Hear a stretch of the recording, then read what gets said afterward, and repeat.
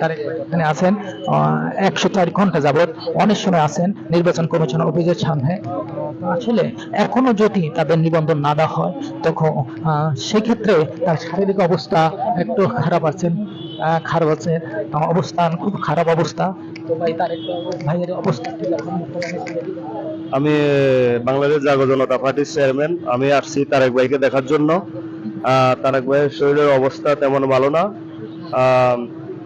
104 ঘন্টা পরে এখানে উনি শুয়ে আছে।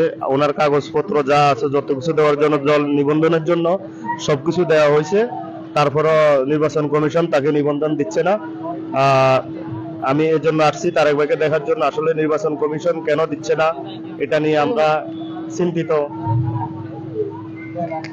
তারেক ভাই তারেক ভাই আমাদের সহযোদ্ধা। তারেক ভাই আমজনতার একটা চেয়ারম্যান। আমি আসছি তারেক ভাইয়ের পাশে দাঁড়ানোর জন্য। আর তারেক ভাই অবশ্যই, তারেক ভাই অবস্থা দেখে আমাদেরও তো অবস্থা এরকম হতে পারে। আমরা কি করছি, আমরা আমাদের বাংলাদেশ জাগো জনতা পার্টির পক্ষ থেকে তারেক ভাইকে দেখতে আসছি। আমি বাংলাদেশ জাগো জনতার প্রেসিডেন্ট, তারেক ভাই আমজনতার চেয়ারম্যান। তারেক ভাইয়ের এই অবস্থা দেখে আমরা সামনে ভবিষ্যতের অনেক দুশ্চিন্তায় আছি।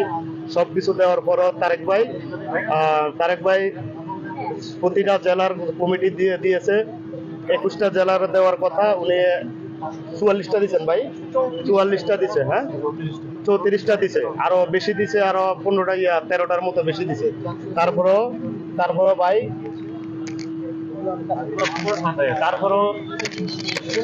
ভাই বাইকে এখনো দিচ্ছে না। আমরা এই জন্য আমাদেরও তো দল নিয়ে আমরা কাজ করতেছি। তাহলে তারেক ভাইয়ের এই অবস্থা দেখে আমাদের ভবিষ্যৎ কি, আমরা এগুলা নিয়ে চিন্তিত। আমরা চাই তারেক ভাইকে অতি জলদি নিবন্ধনটা দিয়া দেখ। আমরা তারেক ভাইয়ের পাশে আছি।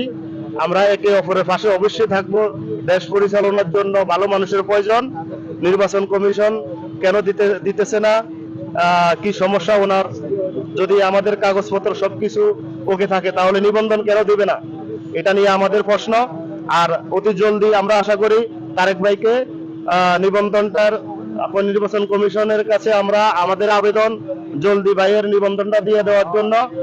যেহেতু ভাইয়ের সবকিছু আপডেট আছে, কাগজ যত কিছু যা চাইছে ভাই সবগুলোই দিছে, তাহলে কেন এখনো বাইকে দিতেছে না, নিবন্ধনটা দিতেছে না? এটা আমরা প্রতিবাদ জানাচ্ছি।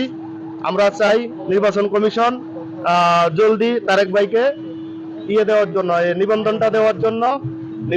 তারেক ভাইয়ের অবস্থা বেশি খারাপ। যদি তার কিছু হয়ে যায় তখন নির্বাচন কমিশন এটার কি ভূমিকা রাখবে, দেশবাসী কি ভূমিকা রাখবে?